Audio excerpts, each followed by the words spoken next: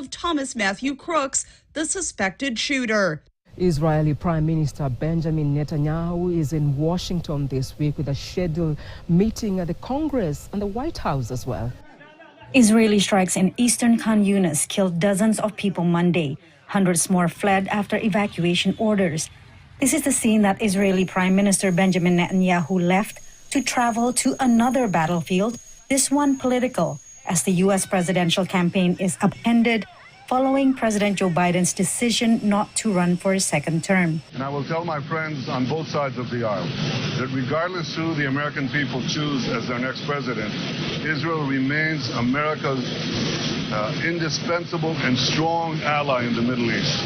That is what the Israeli leader says publicly. But analysts say in the potential race for the White House between Vice President Kamala Harris and former President Donald Trump, Netanyahu would prefer a Republican.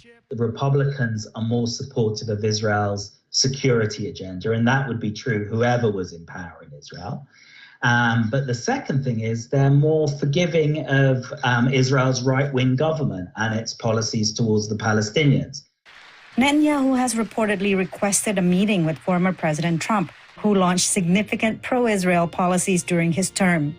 Trump brokered the Abraham Accords that normalize Israel's diplomatic ties with the United Arab Emirates and Bahrain.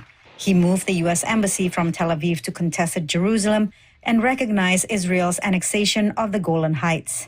With Kamala, he's probably going to get someone who will remain pretty much mainstream when it comes to supporting the U.S.-Israeli relationship, but I think far tougher, certainly rhetorically and Israeli settlement activity, and much more sympathetic to Palestinian suffering and Palestinian rights.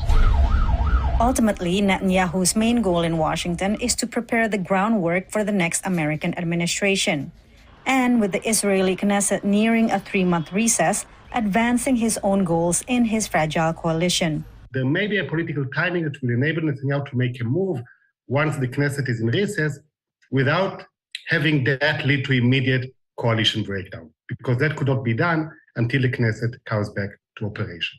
During that time, Netanyahu could potentially go against far-right factions in his coalition and reach a ceasefire deal with Hamas after nearly 9 months of war.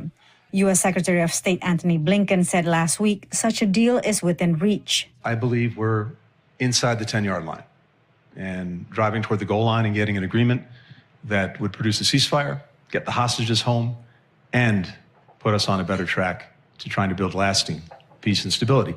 However, most analysts are skeptical the ceasefire deal will extend beyond phase 1, a 6-week pause in fighting in exchange for some of the hostages held by Hamas.